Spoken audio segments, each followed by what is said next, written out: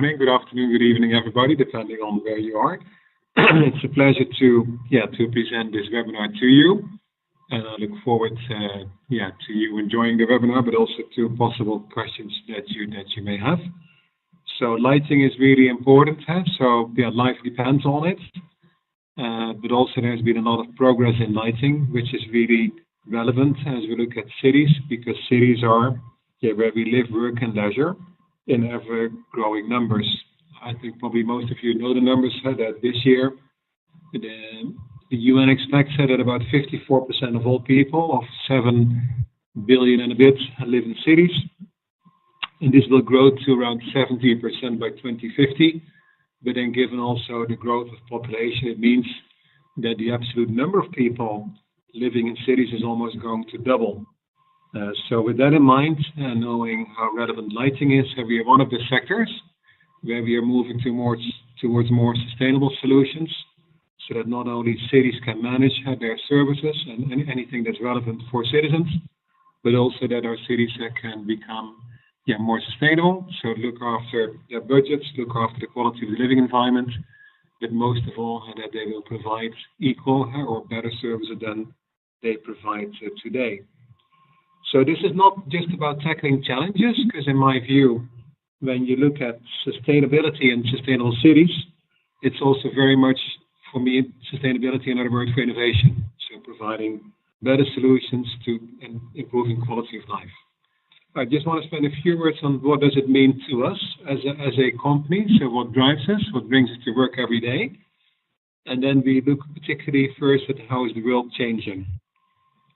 And you see that the world needs more light, given the trends that I just mentioned. We see that between 2006, which is the last year that the global lighting market was changing slowly, and I'll explain why that was, until 2030, so just 14 years from now, the number of light points globally will increase by 35% because of population growth and urbanization. So why 2006? Actually, 2006 was the year when in December we called for the global phase out of incandescent light bulbs, and I'll come back to that later on.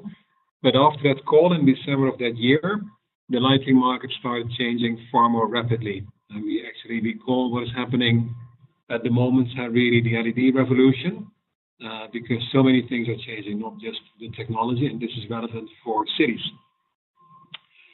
So this means the world needs more light, and if we already see what challenges that brings today, then that light needs to be more energy efficient.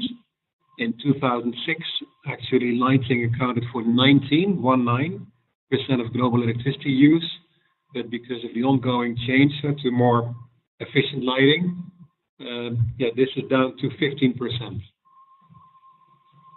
So I was actually commenting there, so you see now the slide. And we expect that by 2030, with the ongoing change, that this will be down to 8%. So lighting is really decoupling energy consumption from electricity use.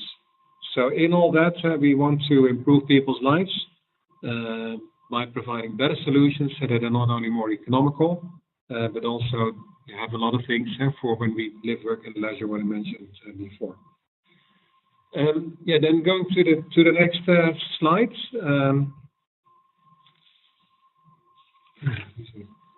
Then just to zoom in a little bit on global trends and challenges. So I mentioned population growth and demographics and urbanization, but also the middle class is growing. I must say on a personal note, quite some years ago I lived in Brazil, and being at the northeast of Brazil, I wondered what is a better life, working hard, as most of us do, or living from a beer and a fish a day. Most people aspire to join for very good reasons the middle class. This is also what Thomas Friedman calls everybody wants to live like an American. But we see this is not possible today, and this will certainly not be possible with 9.5 to 10 billion people. So this puts a number of resource constraints as challenges in front of us. We are zooming in on energy, but there are actually four. So energy, materials, food, and water. They all face similar challenges. But zooming in on energy, and then particularly the lighting part of that, we see that the big overall challenge, and this is also what we shared at the last year's climate conference, COP21 in Paris, what we share in meetings with the International Energy Agency, with national governments and with cities, is that global energy demand keeps on rising by about 3% per year. And the rate of energy efficiency improvement of society is about 1.5% per year. So we build some new buildings, we buy some more efficient appliances, there's some renovation of infrastructure, cities and buildings, but all in all, this only improves efficiency by 1.5% per year. So that is why last year, and we're working on that together with the UN and some other stakeholders like the Climate Group and World Green Building Council, why we said it's really important to at least double the rate of energy efficiency improvement. And this means two things. So one, it means that we need to accelerate renovation of existing infrastructure, and that's in cities and buildings, which is mostly, but not alone, in developed countries.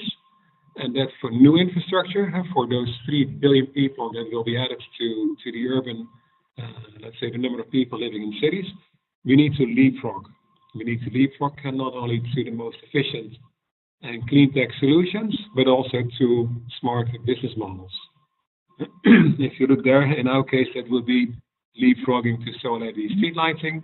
But of course, in the energy mix, it's also moving to solar, to wind, to electric mobility, and all of that. Then also, thirdly, we said at the climate meeting last year that we walk the talk, which I think is really important. We should not just mention what other people should do, but we should also set an example.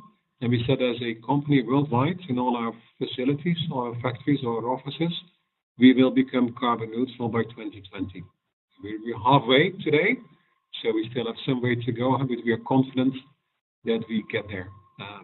And then fourthly, we also have some good news, and I'll come back to that in the next few slides, is that we updated our projections on what the lighting sector will actually contribute. I'll give some numbers later on, but we shared that this whole transition is even going faster, and LEDs are even becoming more efficient than what we thought, like a few years ago. This is why in September in New York at Climate Week New York City, which is an annual event organized by the Climate Group, coinciding with the General Assembly week, that also there we zoomed in on buildings. And why buildings? And what is the relationship with the cities? Well, if you look at electricity consumption by lighting, about 25% is residential. So the homes where we spend time by ourselves or with our families, that's about 25%, which is mostly where we see how the whole switch from incandescent light bulbs, in past years to compact fluorescent, and now increasingly to LED lighting in the home. About 15% of electricity consumed by lighting is for outdoor, so which is for roads and streets, for flood lighting, for monuments, for architectural purposes. But 60% is used for non-residential buildings, so offices, schools, factories, retail. So then that is really important also if you think about the need to accelerate renovation. Those buildings, most of those will still be there in 2030 and in 2050, where we need to increase renovation rates. So that is why in New York, we also showed what the example of lighting can contribute. If we move to LED lighting for all new buildings by 2020, and of course also to solar, wind, and other things. And if we move to LED lighting in existing buildings by 2030, we will be on track together with other sectors to really go to a carbon neutral society in the second half of the century. So just a few words on commitments, because I think maybe some of you also noticed that last year the commitments became popular, in my words, also in the run-up to the Paris Agreement, as many people were uncertain about the likelihood of this global climate agreement, the Paris Agreement that actually goes into force a little over a week from now on November 4th. Really great news.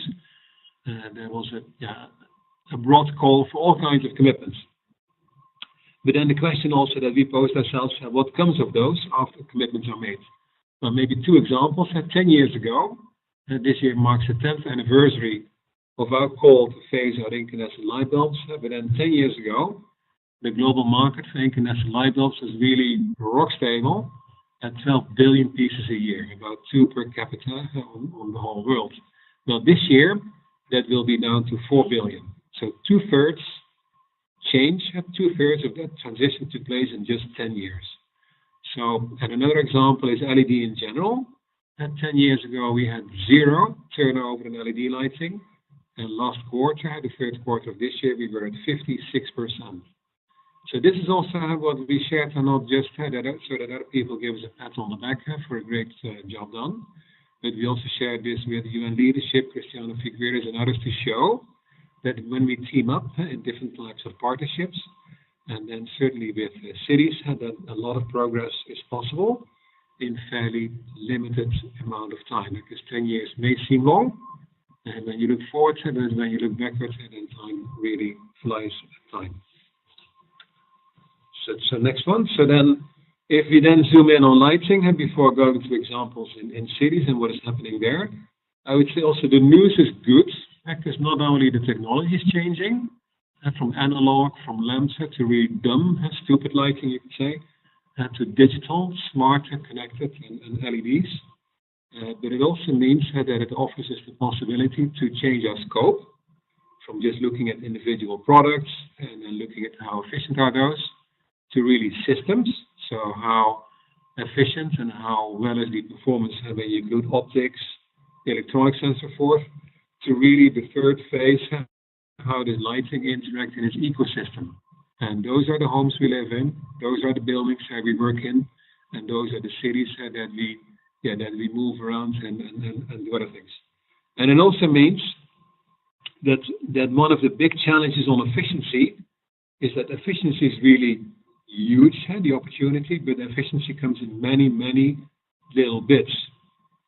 But then by going digital, looking at it from a building and a city perspective, it also opens up the possibility to aggregate energy efficiency into larger projects that are also more easily financed by commercial banks or by the World Bank or other multilateral development banks, and which allow new financing models that will help this acceleration and this increase in the rate of efficiency improvements. Because you can imagine with the growth in light points and similarly air conditioners and whatever, that it is really important that we address what exists today, because otherwise we will never become carbon neutral in the second half of this century. So then looking at cities in a bit more of a granular way, then we're looking at homes and making life easier, more comfortable, but also more affordable. Quite often, if you have a general light point, you can save up to 50 euros a year by switching to LED lighting. The people buy lighting most of all to have a comfortable home and to create experiences. Governments, of course, not only in government buildings, but also from a whole governance perspective, they look at what can a country or what can the public sector contribute. Cities, as mentioned, we work with a lot of cities, and in the end, they want to provide a whole spectrum of services, healthcare, education, transport, livability, safety, security, offices. Of course, also offices install lighting, not primarily to save energy, but to provide productive workplaces. Industry, also there, we see the lighting is not only relevant to keep the factory running, but also to create a safe working environment, reduce incidents, and as well as in offices to provide productive workplace. Stadiums, I'll show some examples later on. If people go there to experience sports, I gather most of you have your favorite soccer club or whatever sport that you enjoy most, or cricket or others. But then we see there increasingly that with lighting we can not only save energy and save cost in an important way, but also we can contribute to a more inspiring and more intense experience. So while games evolve. And in retail, we can also contribute. We're not just going there to do shopping for breakfast and dinner, but also shopping is something that people enjoy. And also there having good lighting can contribute to that experience. So moving on a little bit to to cities, I gave some of the numbers on population growth. That also means that already today, 75% of all energy is being consumed by those 54% of people living in cities, and this is growing. But we also see that people are increasingly connected by digital technologies. I presume that almost all of you have a mobile phone, but then the same connected nature is happening for lighting, and that offers things that were not possible before. So moving on maybe first on outdoor lighting, and then globally there are about 300 million street lights. So one more or less on every, let's say, 25 inhabitants in the world. Some regions more, some regions less. But then for a whole city, public lighting, but then including public offices and schools, is between 40 and sometimes 50% of the energy bill. And then we need to note that most public lighting is very old. On average, it's like 20 years old, and then here living in the Netherlands, I know actually that number is closer to 30 years. So not only does it mean that quite often inefficient technology is installed, but it also means that a lot of light points have really corroded and are really up for renovation. So we need to make sure that this is done by the best new technologies, so that we can benefit from what that offers. Only 2% of light points, whereas 97% of us have mobile phones and are connected in that way. Only 2% of all light points are digital and are connected. And there we see, let's say, on a good note, then that this is going to rise to 35% in the next 8 or 9 years until 2025. So how do we focus on cities? It's not just efficiency. We focus on the right lights, and I'll give some examples of that. Depending on where and what's happening in the city, we focus on making those operations connected for some of the reasons that I already mentioned. But then also the digital nature of lighting allows us to look at other applications. So how does this whole connected architecture, how does it evolve? And how does it offer opportunities for cities to improve some of the other services? And so I'll keep you a little bit in the dark now. I'll come back to that later on. But then this whole switch to connected LED lighting, to smart solutions worldwide, offers the opportunity to save more than around 53% of the electricity compared to what you could call business as usual. It reduces the need for 1,250 power plants, and let's imagine that many of those are the ones that don't need to be built, or the ones that use fossil fuel and that can be taken off the grid. That also is equivalent to 1,400 million tons of carbon emissions, and knowing that lighting is between 5 and 6% of global greenhouse gas emissions, and then this cuts that by about half. And then you can also see then how huge that task is to go to a carbon neutral society, and how important it is that we contribute to that in this way.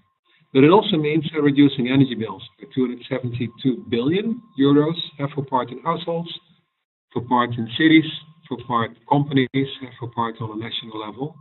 It's also really, really relevant, an amount of money, and that is sometimes hard to imagine.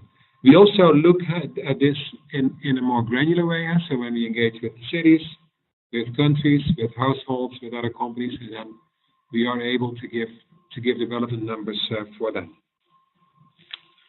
But then, so just to give a few examples of what we call the right light. The light is not just there to go from A to B and not stumble over your own feet, but it's also there to provide a comfortable environment, to make citizens feel safe, and in this case for somebody jogging to do it comfortably, and let's say seeing on where you go in a nice and safe environment. Then also the right light also means the right amount of light. So certainly by digital lighting we can dim, and when lighting is not needed, imagine an industrial area in the evening, and when people have gone home, we can dim the light, and maybe just to a security level, and also thinking about burglary and things like that. but also we can then increase light levels. Imagine in city parks when people are socializing. So the white light means also then the ability to play around with the light level. It also means that certainly with LEDs, we can play around with light colors, and not only tones of white from in different ways, different types of white, but also real different colors that create a vivid and very attractive environment. And I would say on a personal note there, then when we move to a more sustainable society, a bit more innovative and efficient solutions, this doesn't mean that a more sustainable society doesn't mean that we should switch off the lights and that we should do away with a car if we have one and should go on holiday less. But actually it means that those better solutions will allow us to continue or increasingly enjoy life, but also in a more equitable way around the globe in all geographies. So another example, you see it on this slide. So this is the London Eye, and there dynamic light contributes to the identity of cities. We see quite a lot of cities that are, let's say, using LED lighting in a dynamic, also in a programmed way, to create their own city identity. So on architecture, on historical artifacts and monuments, and that is really possible. So for part being really energy efficient, saving up to 80% and sometimes even more compared to old conventional lighting. Now imagine that increasingly being powered by clean renewable energy. That really means we're moving into the 21st century. That so many of us are seeking to create and to explore.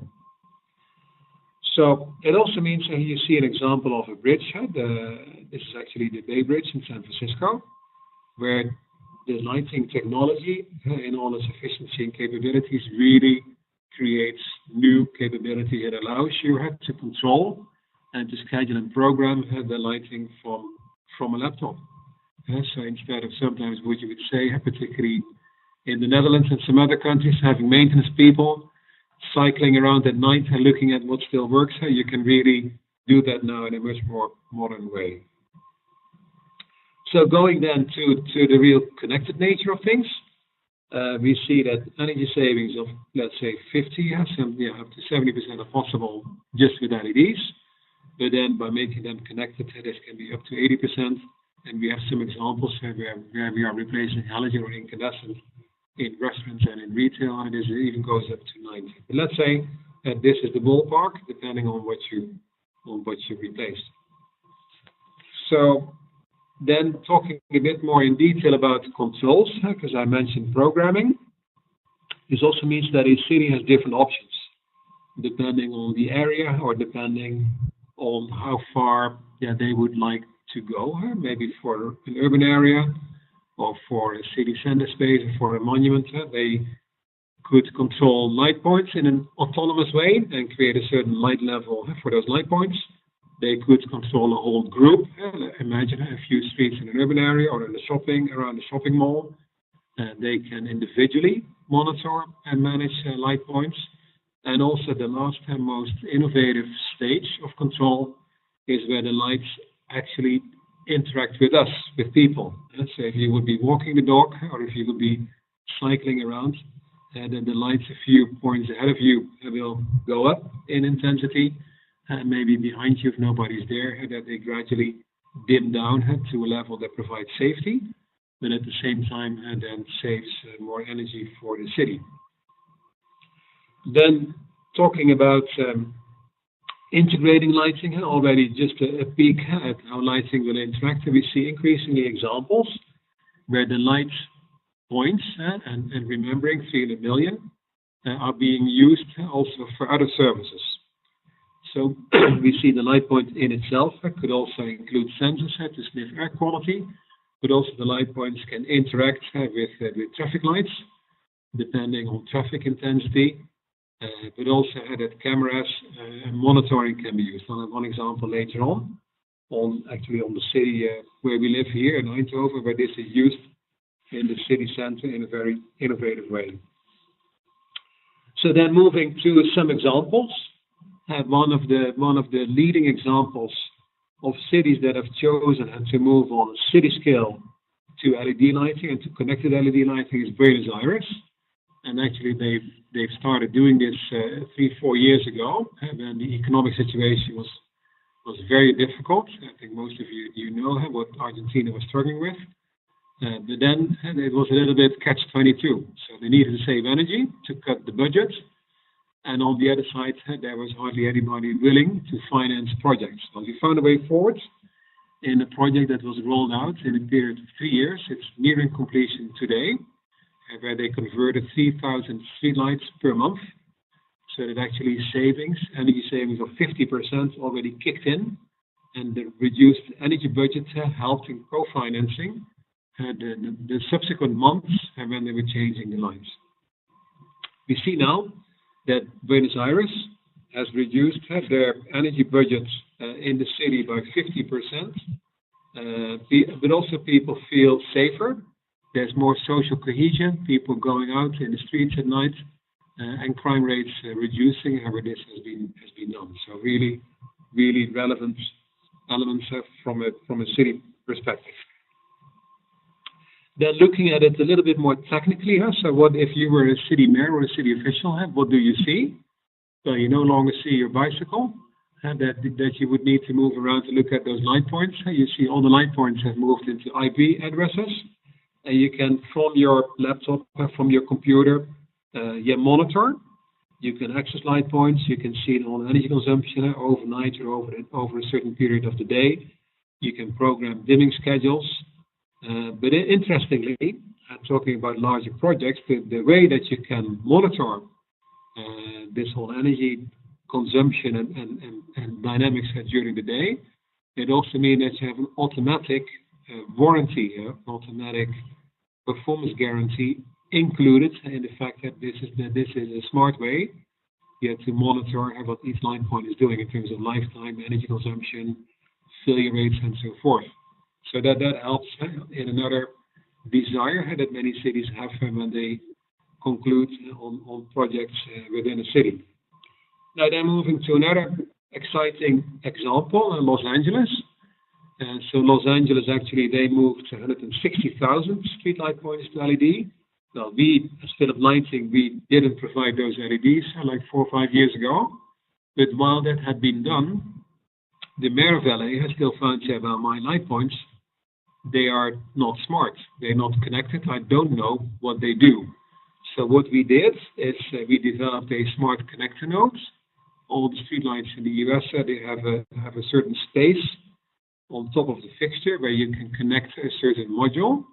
And so we developed an electronic connector node that allows all streetlight points to be visible in the way that I just showed, but also the mayor or more likely his team to interact. And the story was really interesting because our team over there, they gave 20 of those connector nodes to the city mayor, and they said, well, have your installers drive into the city, plug them in anywhere you like, don't tell us, but before they're back, we can show you on the screen which light points have now an IP address and can be monitored and managed from your office.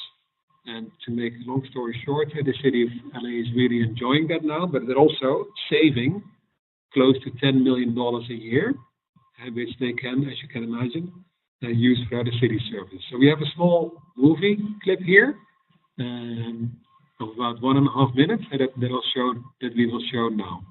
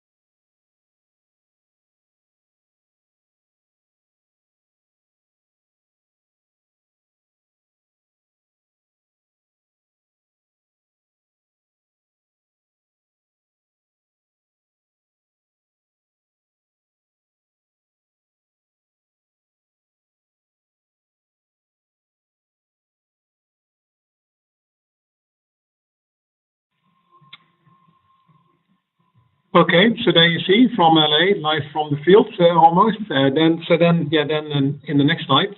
So we've been talking about buildings as well. So just briefly going back to buildings, you'll see on this slide, by the way, the 19% is an old number because it's 15 today, but about 40% on average of the electricity used in non-residential buildings, so like this office building, is from lighting. So also they're quite significant to reduce that. And this building, the Edge, occupied by Deloitte, it's Deloitte headquarters. It's built by a real estate agency called OVG in the Netherlands, who are really very innovative and leading in this respect. They've created the most sustainable office building in the world. And people can interact not only on the lighting, but also integrating daylight, but also the whole ambience, the temperature, humidity, even let's say their preference in coffee has been programmed. So when they walk over to the coffee machine, it already knows that they're on their way. So this has become not only a very smart building, a very climate-friendly building in terms of global climate change, but also very climate-friendly in terms of working environments. And what we see is that the energy bill has been vastly reduced, which is a smart thing to do. But also this has become a working environment where everybody wants to work. And a factor that you might not have thought about originally, but that is also a very important economic factor for public and private sector, is floor space utilization. Because the building has become so smart that you can really be directed to available workplaces. So more efficient use of that workspace, because some of us are traveling or visiting customers or relationships, or we're on holiday. Also, sometimes that happens. But then what we learned from the building occupants is that the building occupancy has increased from around 1,500 people to 2,500 people, and they're still very happy. they all want to work there. So that's an additional economic factor.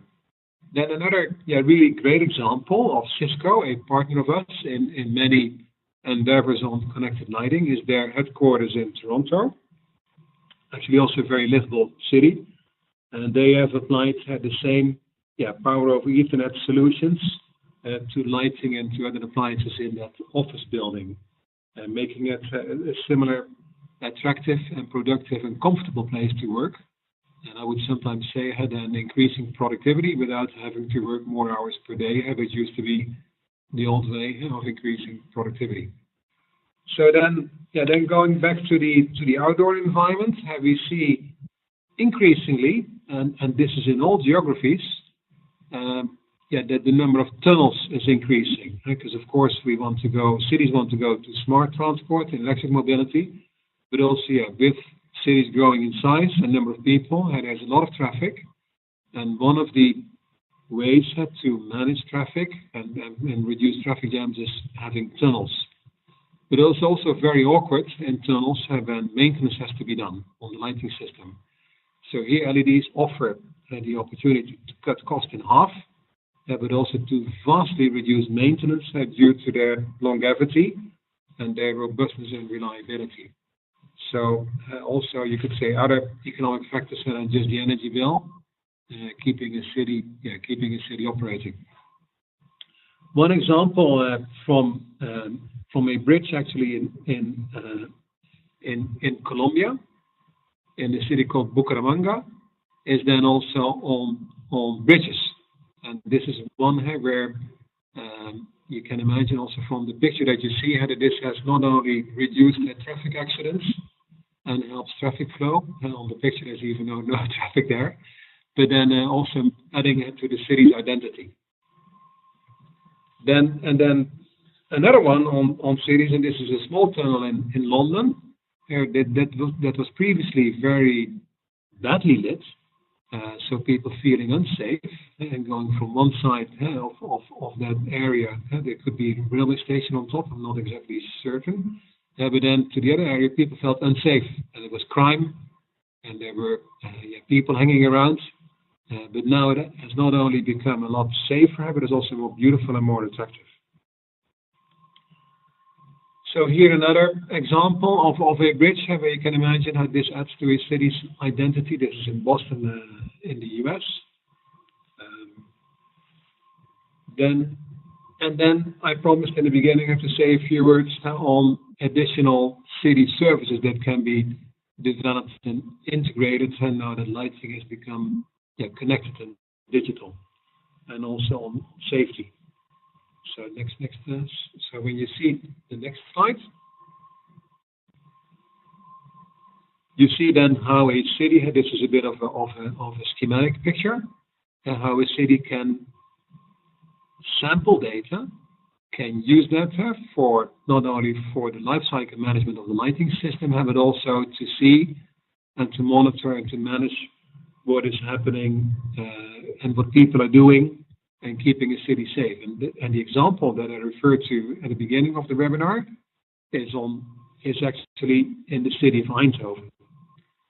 For those who've never been to Eindhoven, there's a street in Eindhoven called Statens Eind, so Statens End. This used to be the end of a small village, but in let's say in past times, but it's now in the middle of the city. And this is the street that has the highest density of bars, not only in Holland but in the whole of Europe. So you might find that interesting for other reasons.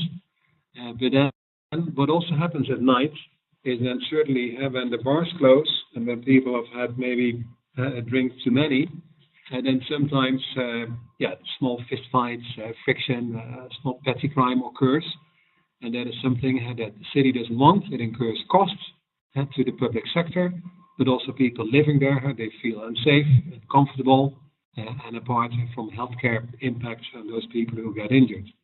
So what happens here is that in cooperation with the local police and the local hospital, the lighting systems have been provided with intelligence, and they actually are able to sense the density of people in that city. And so what happens, then you can imagine how people, if crowds are becoming bigger or people are moving towards each other, there's a higher probability of that, let's say, of the physical friction occurring. And this is when the lights, they register that, and they do a couple of things. So the light intensity increases, and when there's more light, people behave better. So actually you prevent then physical abuse and then people being hit by other people.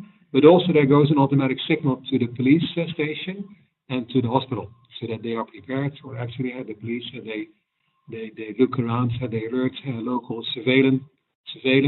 So all in all, to make a long story short, you see that then lighting is then the connected lighting is also used to reduce and to prevent crime. So this is just one example of what can happen when you have real-time control of your light points. So you see it here in a schematic way. So what is actually shown in the middle of the slide is then not happening or happening to a lesser extent. So then moving on to the last slide. So just a few words on evolving applications. What we see also when light points are becoming more intelligent or are becoming smart poles, is that where another area that this is helping has to do with broadband capacity. So within the next 5 or 6 years, the need for broadband capacity for the information that we send around and the files and the pictures we share with friends and families, and also all the digital information on our work, so that the need for broadband capacity will grow by a factor of 10.